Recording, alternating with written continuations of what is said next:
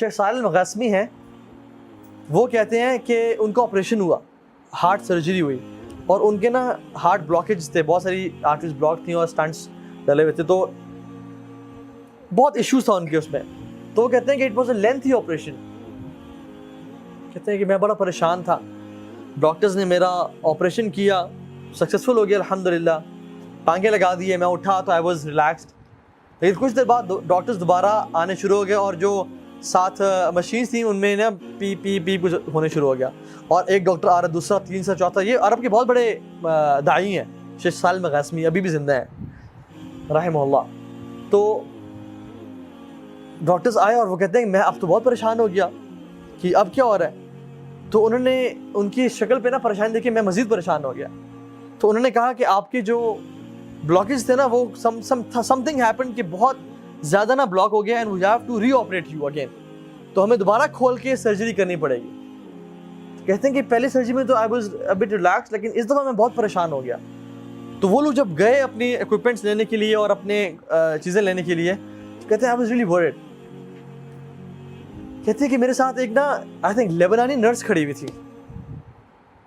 وہ مجھے کہتی ہے کہ یا صالح صلی علی محمد, اے صالح اللہ کے نبی پہ درود پڑھو. اور کہتے ہیں کہ میں اللہ کے نبی پہ درود پڑھنا شروع ہو گیا اس یقین کے ساتھ کہ اللہ کے نبی نے فرمایا کہ اگر تم مجھ پہ درود پڑھو گے تمہارے ساری پریشانیاں ختم ہو جائیں گی اور تمہاری ساری مشکلات کا حل نکل آئے گا. تو کہتے ہیں کہ میں درود پڑھنا شروع ہو گیا, حتیٰ کہ جب ڈاکٹرز آئے اور دوبارہ انہوں نے مجھے کچھ چیزیں اٹیچ کی, تو دے ور کنفیوزڈ اینڈ سرپرائزڈ. اور جب میں نے پوچھا کہ یہ کیا ہوا ہے, کہتے ہیں کہ جو رپورٹس ابھی آ رہی تھی کہ بلڈ دوبارہ جو ہے نا بلاکیجز آ گئی ہیں, they are all removed, they are all gone. اور کہتے ہیں کہ مجھے اس دن اللہ کے نبی پہ درود پڑھنے کی فضیلت سمجھ میں آئی کہ کتنا افضل ہے یہ ذکر, اللہ کے نبی پہ درود پڑھنا. سبحان اللہ. تو اپنی زندگی کو نا کثرت سے, جب بھی فری ٹائم ہے نا, درود کثرت سے پڑھا کریں, استغفار کثرت سے پڑھا کریں. ایک صحابی آیا اور کہا یا رسول اللہ نجات کا راستہ بتائیں, نجات کس میں ہے؟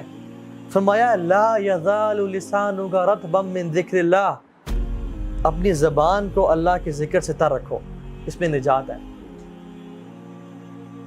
اپنی عقبہ بن عامر, اپنی زبان کو اللہ کے ذکر سے تر رکھو. فرمایا طوبی لمن وجد فی صحیفۃ استغفار کثیرا, glad tidings to the one who found استغفار in his book with abundance. خوشخبری ہو اس بندے کو کہ جو قیامت کے دن آیا اور اس نے اپنے اعمال نامے میں کثرت سے استغفار کو دیکھا. سبحان اللہ.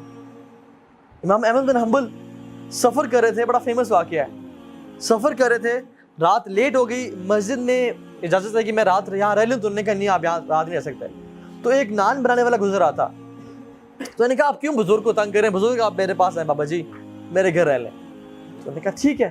تو وہ جب گھر لے کے گیا تو وہ رات کو نان, وہ تو آٹا گوندتا تھا, آٹا گوند رہا اور کہتا ہے استغفر اللہ استغفر اللہ.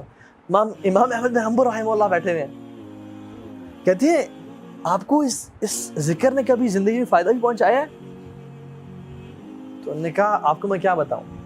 تو وہ اپنے پوچھ لیا ہے, پہلے میں غریب تھا, فقیر تھا, جب سے میں ذکر یہ کرنا شروع ہوا ہوں مال اتنا ہے کہ سنبھالا نہیں جاتا مجھ سے, اور ہر دعا میری اللہ رب العالمین نے قبول کی ہے. بس ایک دعا جو رہ گئی ہے. کہتے ہیں وہ کیا؟ کہتے ہیں سنا ہے کہ امام احمد بن حنبل بڑے امام ہیں, ان سے ملاقات کا شوق ہے, وہ آج تک قبول نہیں ہوئی. امام احمد بن حنبل کہتے ہیں کہ وقد جررت الیک جرا, ایسے لگتا ہے کہ مجھے آپ کے پاس گھسیٹ کے لایا گیا ہے آپ سے ملاقات کروانے کے لیے. میں ہوں امام احمد بن حنبل. یہ ہے توبہ استغفار کے فائدے, یہ ہے توبہ استغفار. کثرت سے استغفار پڑھا کریں زندگی میں. اللہ کے نبی اپنی ایک محفل میں, ایک سیٹنگ میں 70 سے 100 مرتبہ استغفار پڑھا کرتے تھے, ایک سیٹنگ میں. اور کثرت سے درود پڑھیں, کثرت سے درود پڑھا کریں.